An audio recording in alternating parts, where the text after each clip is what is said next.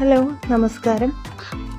ചപ്പാത്തിയുടെ കൂടെയും അപ്പത്തിൻ്റെ കൂടെയും ചോറിൻ്റെ കൂടെയൊക്കെ കഴിക്കാൻ പറ്റിയ അടിപൊളി മുട്ടക്കറിയുടെ റെസിപ്പി ആയിട്ടാണ് ഞാനിന്ന് വന്നിരിക്കുന്നത്. അപ്പോൾ ഇത് എൻ്റെ ചേച്ചിയുടെ സ്പെഷ്യൽ മുട്ടക്കറിയാണ് കേട്ടോ. അടിപൊളി ടേസ്റ്റാണ്, ഉണ്ടാക്കാൻ വളരെ ഈസിയാണ്. എങ്ങനെ തയ്യാറാക്കാമെന്ന് നോക്കാം. അപ്പോൾ ചൂടായ പാനിലേക്ക് കുറച്ച് വെളിച്ചെണ്ണ ഒഴിച്ചു കൊടുക്കാം. ഇതിലേക്ക് നീളത്തിൽ അരിഞ്ഞു വെച്ചിരിക്കുന്ന സവാള ആദ്യം ചേർക്കാം.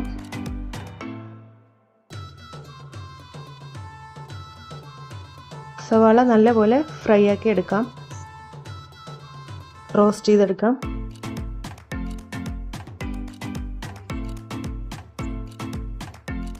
ചുവന്ന നിറമാവുന്ന വരെ നമുക്ക് സവാള മൂപ്പിച്ചെടുക്കണം. ഇപ്പോൾ സവാള നല്ലപോലെ വാടി വന്നിട്ടുണ്ട്. ഇതിലേക്ക് ഇഞ്ചി വെളുത്തുള്ളി പേസ്റ്റ് ആണെങ്കിൽ അത് ചേർക്കാം, അല്ലെങ്കിൽ ഇഞ്ചി വെളുത്തുള്ളി ചതച്ചതാണെങ്കിലും അരിഞ്ഞതാണെങ്കിലും കുഴപ്പമില്ല.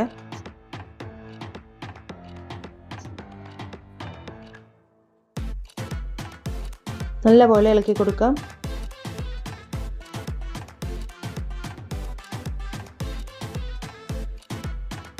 ഇതിലേക്ക് ഇഞ്ചി വെളുത്തുള്ളി ചതച്ചതാണ് ഞാൻ ചേർക്കുന്നത്. അത് ചേർത്തതിന് ശേഷം ഒന്നുകൂടെ ഇളക്കി കൊടുക്കാം.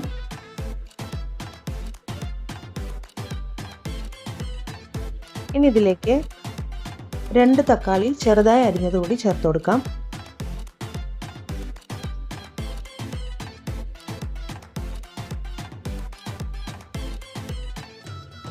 നന്നായിട്ട് ഇളക്കി കൊടുക്കാം.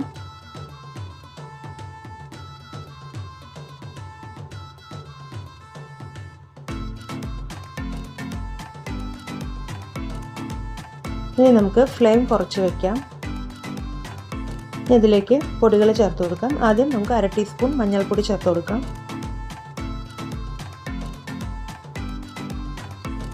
1 ടീസ്പൂൺ മുളക് പൊടി ചേർക്കാം.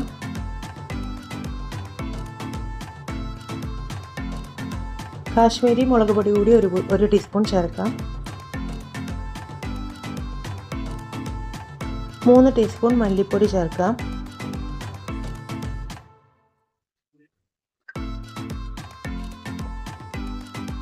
ഇനി നല്ലപോലെ മിക്സ് ചെയ്തെടുക്കാം.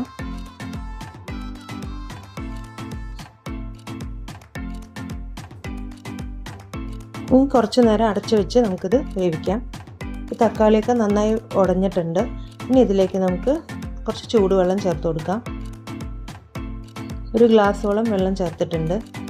നമുക്ക് എത്രയാണോ ഗ്രേവി വേണ്ടത് അതിനനുസരിച്ചിട്ട് നമുക്ക് വെള്ളം ചേർത്ത് കൊടുക്കാം.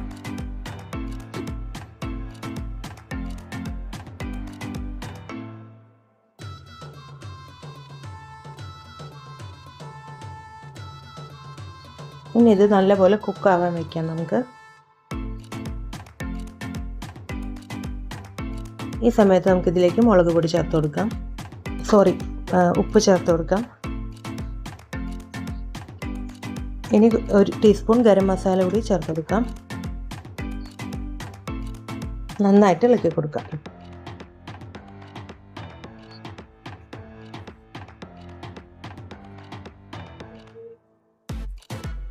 ഞാൻ 5 മുട്ടയാണ് പുഴുങ്ങിയെടുത്തിരിക്കുന്നത്.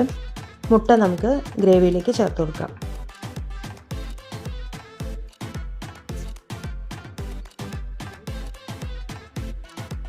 ഇപ്പോൾ നമ്മുടെ കറി നല്ലപോലെ തിളച്ച് റെഡി ആയിട്ട് വന്നിട്ടുണ്ട്. ഇപ്പോൾ മുട്ടയൊക്കെ അതിൻ്റെ ഉള്ളിലേക്ക് നന്നായിട്ട് മിക്സ് ചെയ്ത് കൊടുക്കാം.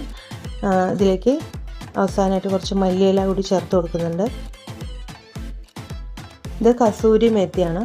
അപ്പോൾ താല്പര്യം ഉണ്ടെങ്കിൽ മാത്രം ഇതും കൂടി ചേർത്ത് കൊടുക്കാം. കയ്യിലിട്ട് നന്നായിട്ട് റബ്ബ് ചെയ്തിട്ട് വേണം ഇതിലേക്ക് ഇട്ട് കൊടുക്കാൻ. അപ്പോഴേ അതിൻ്റെ ഫ്ലേവർ നല്ലപോലെ കിട്ടുള്ളൂ.